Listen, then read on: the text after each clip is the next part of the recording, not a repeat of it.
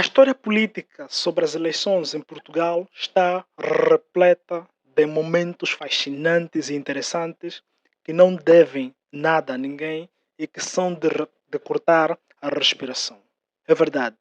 Provavelmente o prezado, ao olhar para o atual cenário político português e, sobretudo, com estas eleições que opõem nessa segunda volta, em 2026, André Ventura e António Seguro, deverá ser tentado a pensar que estas são as eleições mais acirradas da história em Portugal. Entretanto, não é verdade. Precisaríamos recuar até ao ano de 1986, nas eleições presidenciais que opuseram Mário Soares e o professor Freitas do Amaral.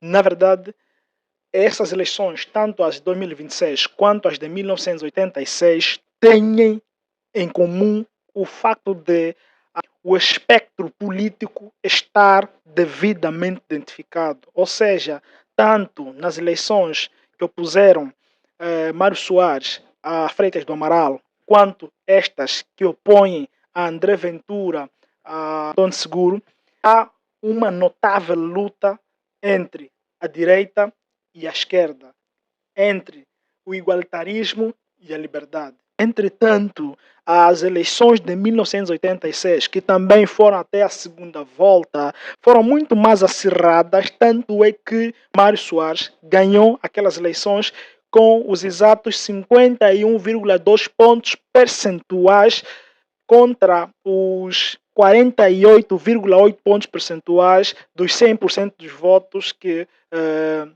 foram contabilizados validamente e, portanto, isto prova efetivamente que a direita, quando se cruza com a esquerda numas eleições presidenciais, a disputa costuma ser muito acirrada. Olá, seja bem-vindo ao Memória Política, Mundo Lusófono. Eu sou José Quiluange e prometo estar consigo semanalmente para lhe dar a ouvir e ver o sabor da história política portuguesa e do mundo lusófono. Bem, neste episódio, nós queremos levar a si uma gota da história política portuguesa para vermos e ouvirmos o que aconteceu efetivamente com as eleições presidenciais de 1986. Bem, será que nesse pleito eleitoral haviam outros candidatos ou apenas concorriam o professor Diogo Freitas do Amaral e Mário Soares? Não. Efetivamente, a resposta é sim. Haviam outros tantos candidatos nestas eleições. E podemos citar, estamos a falar concretamente do Salgado Zenha, que foi um concorrente independente, mas que teve um bom e largo apoio do PCP e por um largo setor da esquerda política de então. Não passou para a segunda volta, é verdade, mas teve um bom apoio.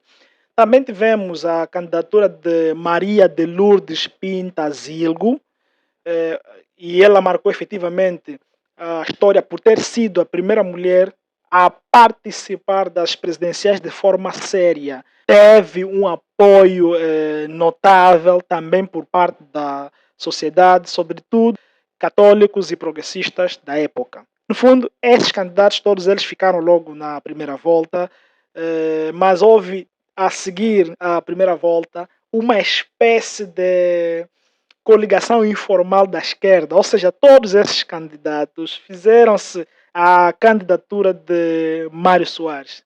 Lembra-lhe alguma coisa em relação às eleições de 2026, nessa segunda volta, sobretudo?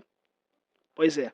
Ou seja, em 1986 havia na segunda volta uma unidade tal, uma união tal entre a esquerda que todos esses candidatos que citamos aqui praticamente uniram sinergias à volta da candidatura de Mário Soares, porque o próprio contexto na época também era um contexto muito difícil de lidar. Aliás, estamos lembrados que nestas eleições de 1986 estávamos apenas a 12 anos daquela memória traumatizante do 25 de abril. Portanto, isto justificou todo o cenário político que se viveu então. Aliás, Sabe-se que, à época, Diogo Freitas do Amaral, o professor, representava efetivamente a direita democrática, mas o receio que os eleitores na época tinham era que um candidato da direita podia ser tentado a restaurar aquela direita ditadora